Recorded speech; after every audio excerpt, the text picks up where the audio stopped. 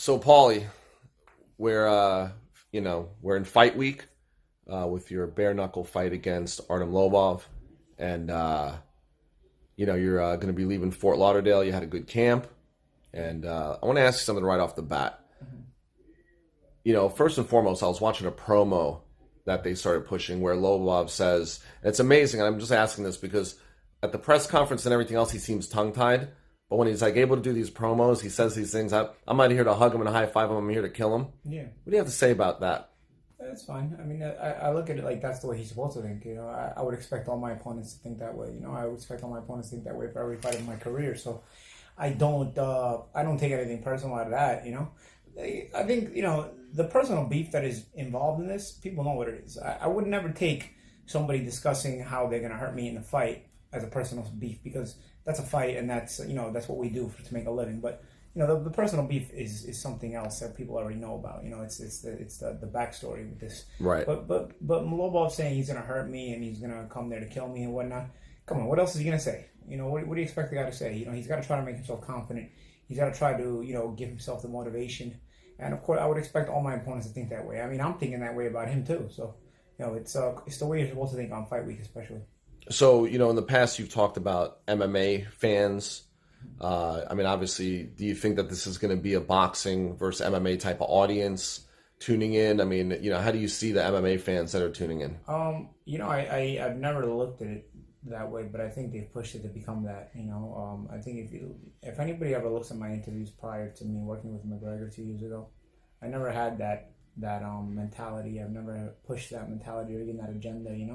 I've always given respect to both sides and whatnot, and I really think that it was the way it should have been, but I think that agenda kind of got pushed onto me more than anything else after the McGregor fiasco, the McGregor fraudulent fiasco, and I think after that, it's just kind of taken on a life of its own, and I think it has become sort of boxing versus MMA fans and whatnot, but I think it's been started by their side. I think the disrespect boxing gets is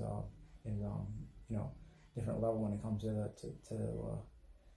what they say and the things that they talk about and whatnot. So we'll find out. Now we have this boxer taking on this MMA guy, and we've gotten in sort of a hybrid sport. So we get to settle.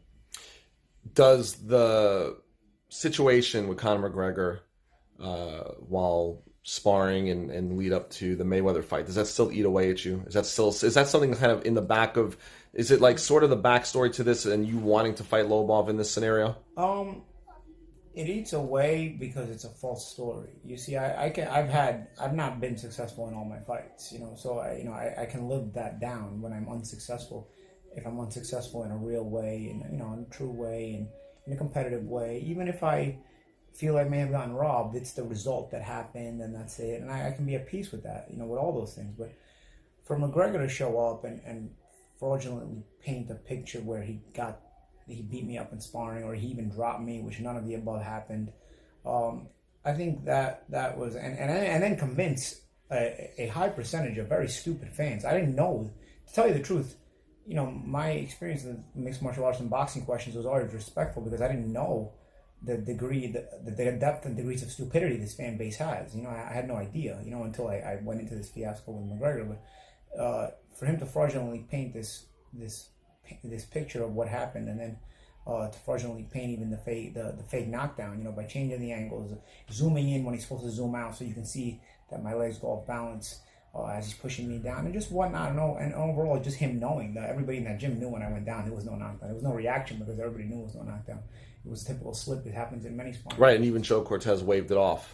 Yes, but of course, for it to have taken on a life of its own, I wouldn't say it eats at me. I think that's strong words, but it definitely irks me because it's a lie. I saw you recently spit at a picture of him on a bus or something, right? Yeah. I mean, listen, if I don't like him, I'm gonna act that way toward. I'm not gonna act indifferent. I'm gonna act like I don't like him. Right. I can. The thing about me is I don't have to be fraudulent. I'll tell you like it is. If I like you, you'll know I like you. If I don't like you, you'll know I don't like you.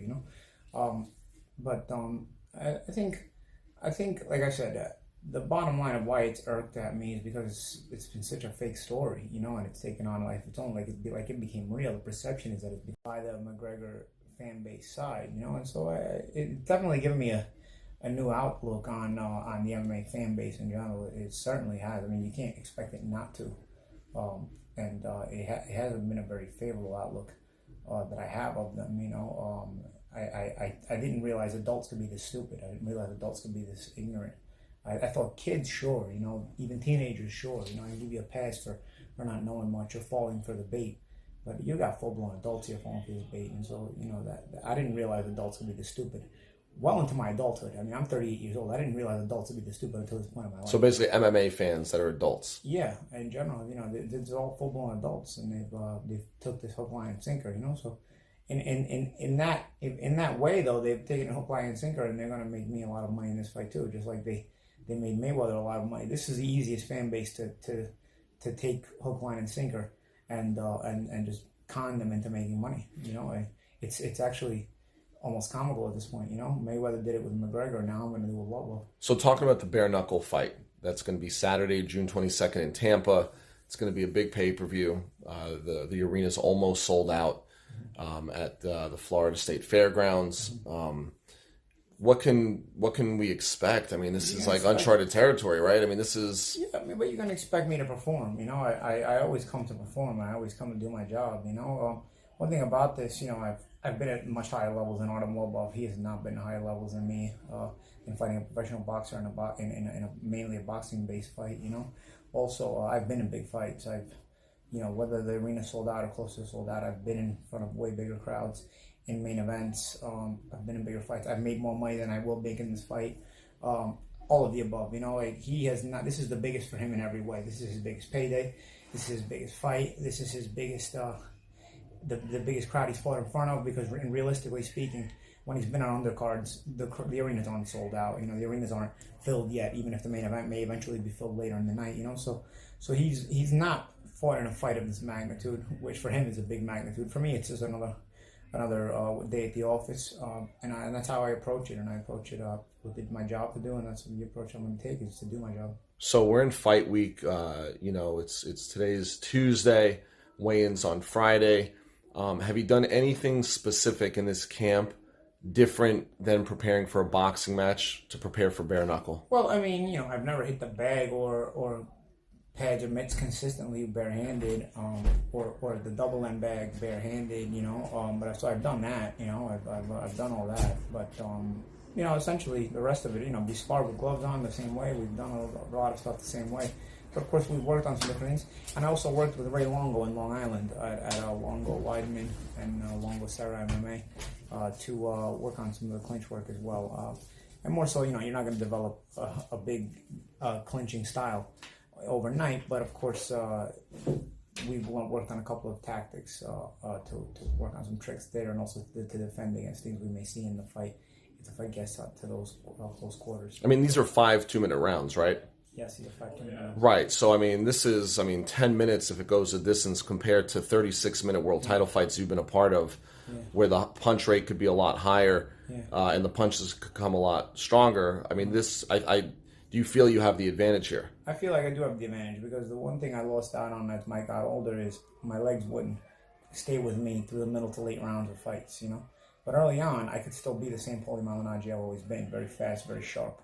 So I believe that in a 10-minute fight, I won't lose what I've always had, and by the time I lose it, the fight's over, Right. So that's the difference with this. I think this is more conducive to the older version of me, as opposed to the younger version of me, could handle the long distances, and my legs would stay with me, and even still have plenty left in the tank. I remember winning my first world title against Lobov.